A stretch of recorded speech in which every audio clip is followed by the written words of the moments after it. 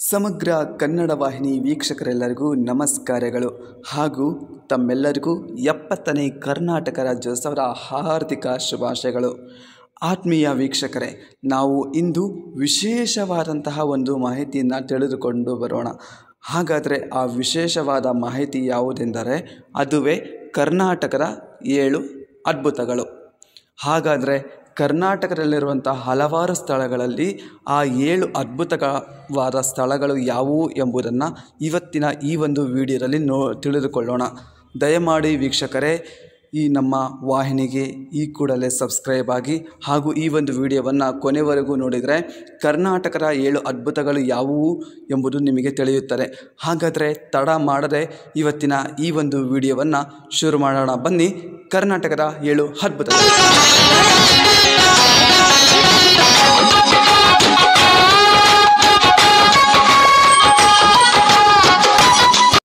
ಕರ್ನಾಟಕದ 7 ಅದ್ಭುತಗಳಲ್ಲಿ ಮೊದಲನೆಯದು ಹಿರೇಬೆಣಕಲ್ ಶಿಲಾ ಸಮಾಧಿಗಳು.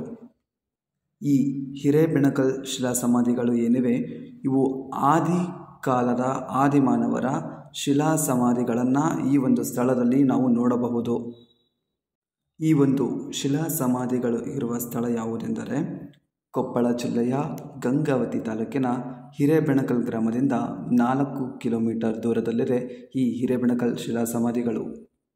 ಎರಡನೆಯದು ಹಂಪಿ. ವಿಜಯನಗರ ಜಿಲ್ಲೆಯಲ್ಲಿರುವಂಥ ಈ ಒಂದು ಹಂಪಿ ಪ್ರವಾಸ ಸ್ಥಳವೂ ಹೌದು, ಅಷ್ಟೇ ಅಲ್ಲದೆ ಯುನೆಸ್ಕೋ ವರ್ಲ್ಡ್ ರೆಕಾರ್ಡಲ್ಲಿ ಇದು ಕೂಡ ಒಂದಾಗಿದೆ. ಇಲ್ಲಿರುವಂತಹ ಪ್ರಮುಖ ದೇವಾಲಯಗಳಾದಂಥ ವಿರೂಪಾಕ್ಷ ದೇವಾಲಯ, ಮನ್ಮಥ ದೇವಾಲಯ, ಅಷ್ಟೇ ಅಲ್ಲದೆ ವಿಜಯ ವಿಠ್ಠಲ ದೇವಾಲಯದಲ್ಲಿರುವಂತಹ ಸರಿಗಮ ಕೇಳುವಂತಹ ಕಲ್ಲು ಈ ಒಂದು ಕರ್ನಾಟಕದ 7 ಅದ್ಭುತಗಳಲ್ಲಿ ಒಂದಾಗಿದೆ. ಕರ್ನಾಟಕದ 7 ಅದ್ಭುತಗಳಲ್ಲಿ 3ನೇ ಅದ್ಭುತವಾದಂಥದ್ದು ಮೈಸೂರು ಅರಮನೆ. ಭಕ್ತರನ್ನು ಕೈ ಬೀಸಿ ಕರೆಯುವಂತಹ ತಾಯಿ ಚಾಮುಂಡೇಶ್ವರಿ ನೆಲೆ ನಿಂತದ್ದು ಈ ಒಂದು ಸ್ಥಳದಲ್ಲಿಯೇ. ಈ ಮೈಸೂರು ಅರಮನೆಯು ಕರ್ನಾಟಕದ 7 ಅದ್ಭುತಗಳಲ್ಲಿ ಒಂದಾಗಿದೆ. ಕರ್ನಾಟಕದ 7 ಅದ್ಭುತಗಳಲ್ಲಿ 4ನೇ ಅದ್ಭುತ ಗೊಮ್ಮಟೇಶ್ವರ ಅಥವಾ ಬಾಹುಬಲಿ ಪ್ರತಿಮೆ. ಈ ಬಾಹುಬಲಿ ಪ್ರತಿಮೆಯು ಹಾಸನ ಜಿಲ್ಲೆಯ ಶ್ರವಣಬೆಳಗೊಳದಲ್ಲಿದೆ. ಇದು 57 ಅಡಿ ಎತ್ತರದ ಏಕಶಿಲಾ ವಿಗ್ರಹವಾಗಿದೆ. ಈ ಒಂದು ವಿಗ್ರಹವು ವಿಂಧ್ಯಗಿರಿ ಪರ್ವತದ ಮೇಲೆ ನೆಲೆಗೊಂಡಿದೆ. ಈ ಒಂದು ವಿಗ್ರಹಕ್ಕೆ ಪ್ರತಿ 12 ವರ್ಷಕ್ಕೊಮ್ಮೆ ಮಹಾಮಸ್ತಕಾಭಿಷೇಕ ನಡೆಸಲಾಗುತ್ತದೆ. ಕರ್ನಾಟಕದ 7 ಅದ್ಭುತಗಳಲ್ಲಿ 5ನೇ ಅದ್ಭುತ ಜೋಗ ಜಲಪಾತ. ಇದು 829 ಅಡಿ ಎತ್ತರದಿಂದ ಧುಮುಕುತ್ತದೆ. ಅಷ್ಟೇ ಅಲ್ಲದೆ ಧುಮುಕಿದ ನೀರು 4 ಭಾಗಗಳಾಗಿ ಕವಲೊಡೆಯುತ್ತವೆ. ರಾಜ, ರಾಣಿ, ರೋರಲ್ ರಾಕೆಟ್ಗಳಾಗಿ ಕವಲು ಹೊಡೆಯುತ್ತವೆ.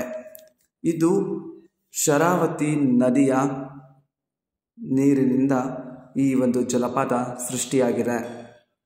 ಈ ಜೋಗ ಜಲಪಾತ ಕಂಡುಬರುವುದು ಶಿವಮೊಗ್ಗ ಜಿಲ್ಲೆಯಲ್ಲಿ. ಗೋಲಗುಂಬಾಜ್. ಇದು ಕರ್ನಾಟಕದ 7 ಅದ್ಭುತಗಳಲ್ಲಿ 6ನೇದು. ಇದು ಆದಿಲ್ ಶಾ ಸಮಾಧಿಯಾಗಿದೆ. ಇದನ್ನು ನಿರ್ಮಿಸಿದವರು ಯಾಕೂತ್ 1629ರಲ್ಲಿ ಅವರ ಸಂಗಡಿಗರೊಂದಿಗೆ ಈ ಒಂದು ಗೋಲ್ ಗುಂಬಾಜ್ ಅನ್ನು ನಿರ್ಮಿಸುತ್ತಾರೆ. ಇದು ವಿಶ್ವದ 2ನೇ ಮಾನವ ನಿರ್ಮಿತ ಸ್ಮಾರಕವಾಗಿದೆ.